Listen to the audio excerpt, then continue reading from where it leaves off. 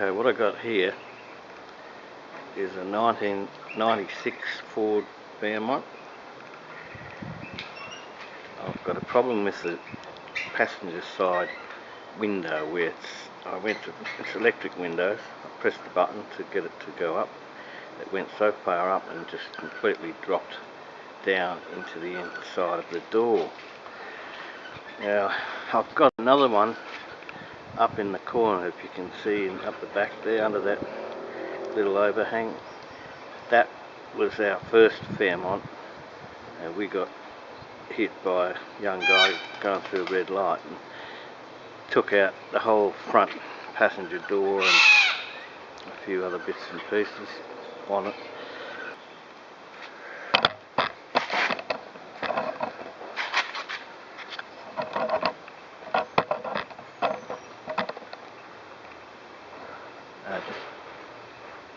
A quick bit of help on this. The first thing that happens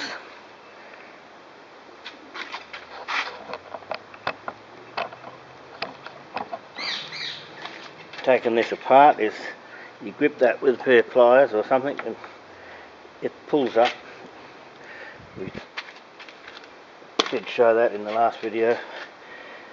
Now you've got one screw up the top here in this little trim panel. It's a bit awkward to get out, but it does come out. It's stuck up there. It's awkward to get out. These ones here inside the door handle, there's a little flick out piece that comes out. The screw comes out. The door handle, you pull it to one side like that, and there's a little rod there. That's your control rod. It's got to go back through that hole when you put it back. That's that off. Another one here comes out, and another one above it comes out. You just use a little spade screwdriver to get them out. The screws come out, and that's it. Apart from all the outer screws around the bottom of the trim, all the way around. There's a little pop out thing there, but don't worry about that. That's not holding anything. That's giving you access to your to the mirror on the outside. Trim's usually always hard to get off. It's quite firm down, and then you've got to sometimes really push hard. I've already taken this off, so that came off quite easy because it wasn't really on. Then in the back of the car. Now this is the inner skin. It's very flimsy, it's just a little bit of foam. I've actually cut around the speaker. I'm not really that bothered. When the trim goes back on, it'll hold it. It's just sort of stuck there. It doesn't sort of have any glue or anything. I'll probably use a bit of sticky tape if I need to. It's just very flimsy. So now we're back to this stage of I've got to drill these out. I've already drilled them on the other one.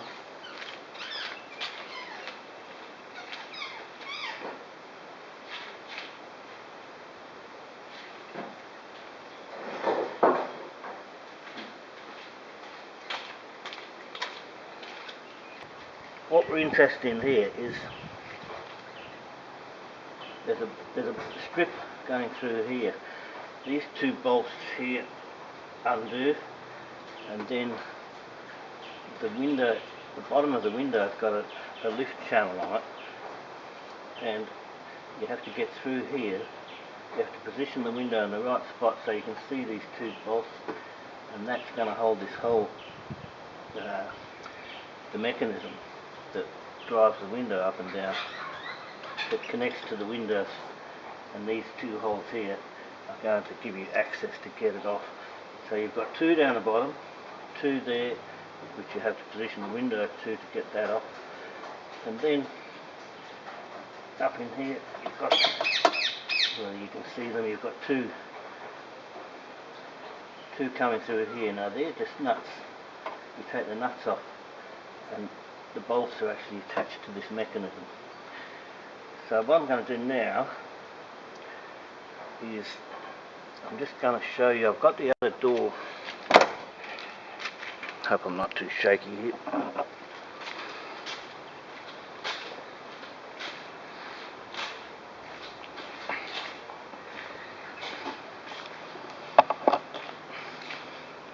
Now the door off the other one that got hit has a big dent in it, so I couldn't get the mechanism out because it didn't have enough space.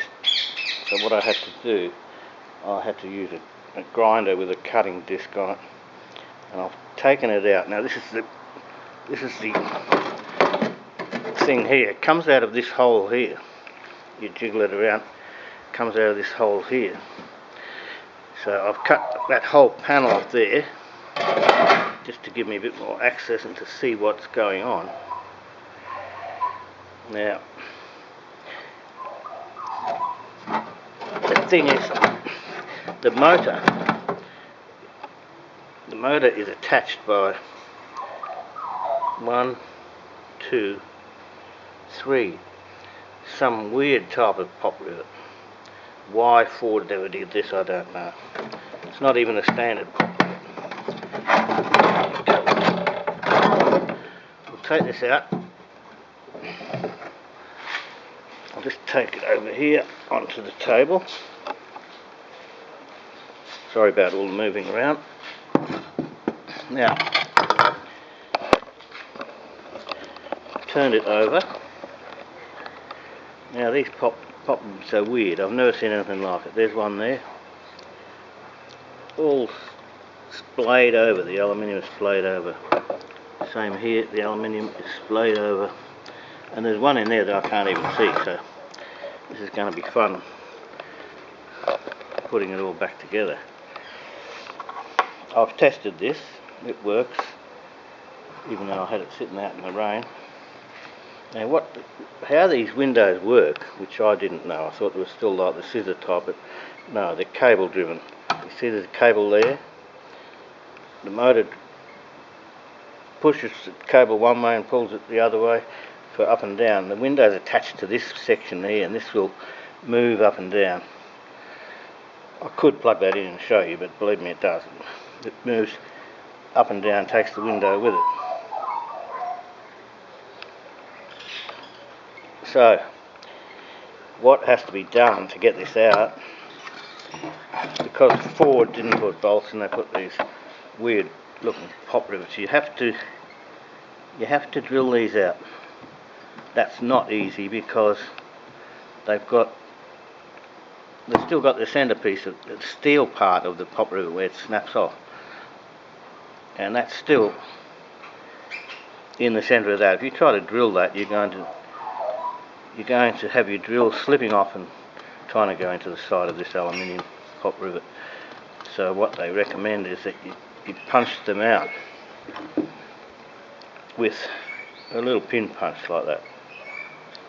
This one's only about, it's less than 3mm in diameter on the end there. You could use something else, but I mean these pin punches are quite cheap, and they're designed, they're strong. Now you need to get it right in the centre of that, and bang, you knock that out first. Knock the little bit of shaft that's still in the pop rivet. Get that rid of that. Then you've got a nice clean hole, and you get a drill bit, probably maybe what size would that be? Probably about 1/4. And then you wouldn't drill the whole 1/4 hole through there.